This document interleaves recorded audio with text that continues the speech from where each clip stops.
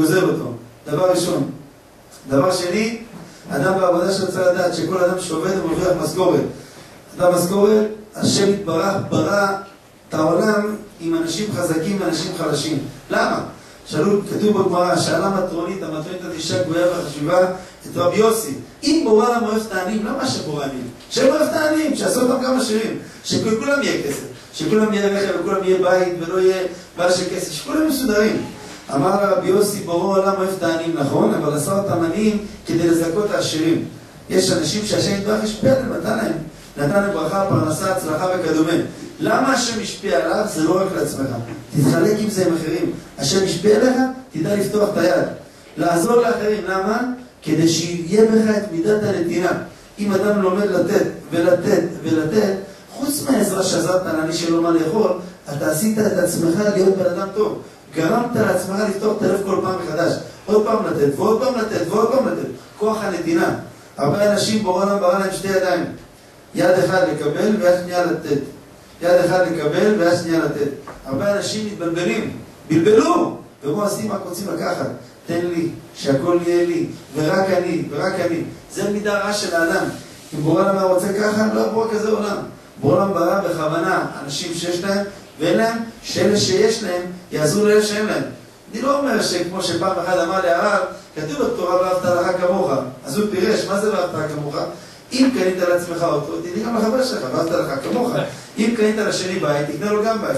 אין כזה פירוש בתורה, כי התורה לא תצווה את האדם משהו שאדם לא יעמוד בו. אם קניתי לשם חליפה ב1,000 שקל, יש מציאות שהתורה צווה תקנות לחבר שלי, אני לא אעמוד בזה. קניתי לי רכב, אני אתן גם לחבר, לא ייתכן, התורה לא צוותה דבר שאדם לא יעמוד בו. ואהבת לך כמוך פירושו, כמו שאתה לא אוהב שפוגעים בך, כמו שאתה לא אוהב שמצערים אותך, כמו שאתה לא אוהב שמקליטים אותך, אל תצא את השני, אל תדבר על השני. איזה אדם רואה שדברים עליו? אתם מכירים שבעולם שואל שדברים על אף אדם. אדם נפגש, למה אתה מדבר עליי? אדם לא רואה שדברים עליו. לפני כמה זמן התקשרה אישה, בוכה, שישי בבוקר. שלום הרב, בוכה מה קרה? גברת, למה את בוכה? שישי. ובני הרב, אני עברתי, הייתי גרה בבת ים, עברתי לעיר אחרת, התקשרה לאשף חברה מבת ים, וסיפרה לי שמדברים עליי שאני בהיריון. אני בסדר, נו, אז מה, אנשים מדברים, זה טבע העולם, אנשים מדברים. לא כואב לי, הם מדברים עליי, איך אנשים אומרים עליי, מה אכפת לאנשים ממני, ואני בהיריון, לא בהיריון. אמרתי, גברת, בורא עולם מזרח מידה כנגד מידה. לפני שבועיים שמעת שדיברו על רב פלוני, את מחית על הכבוד של הרב הזה? לא מחית על הכבוד שלו. שמעת דברים עליו, דיבורים, שתק! בורא עולם נתן לך שבועיים אחרי זה להרגיש איך זה שמדברים עליך. איך הרגשת היום? את מהבוקר בוכה, נכון? מידה כנגד מידה. בורא עולם ברא בריאה, השם יתברך ברא מציאות מסוימת. אם אדם ידע בבריאה איך לעשות אותו לכל העולם, לפרגן לעולם, לעזור לכולם, בלי צרות עין, לא כואב לי. אדם בדרגות גבוהות זה אדם שכיף לו, שהרבה שלו מתקדם. נסיים את דברי הבא שם טוב הקדוש. הבא שם טוב הקדוש כותב, שאם יש יהודי שיש לו חבר, והחבר הזה עכשיו ניתן לבעיות.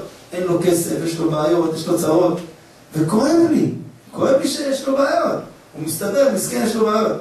ואני אומר בו שם, אני נהנח מהצער שכואב לו, או שהוא לא מרגיש טוב.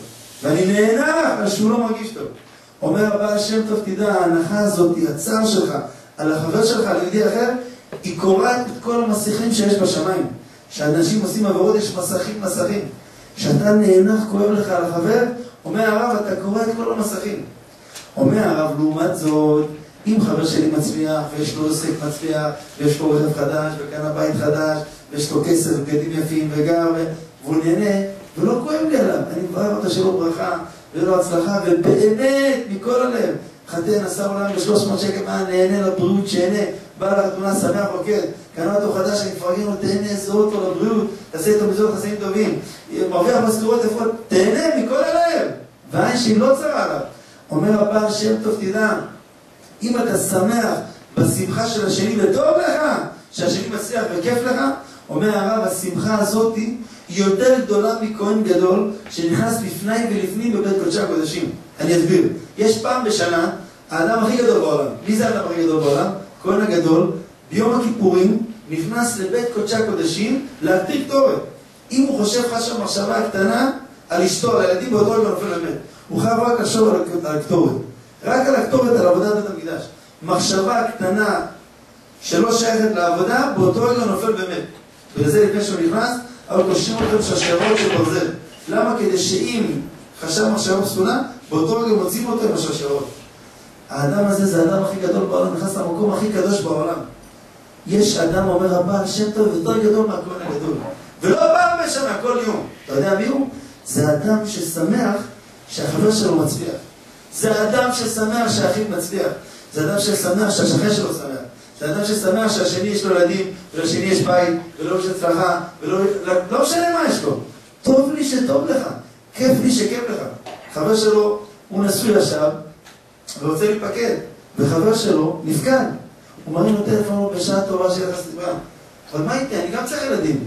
אני שמח שיש לו כאילו קיבלתי אני רוצה אוטו, אני רוצה כבר שאני לקנות אוטו, לא רוצה לקנות אוטו, כי אין לי כסף, אבל לא רוצה את האוטו שאני רוצה. אחד מתפלט פה, שכן שלי, מצא את האוטו בדיוק שאני רוצה, בדיוק את המודל, בדיוק את הצבע.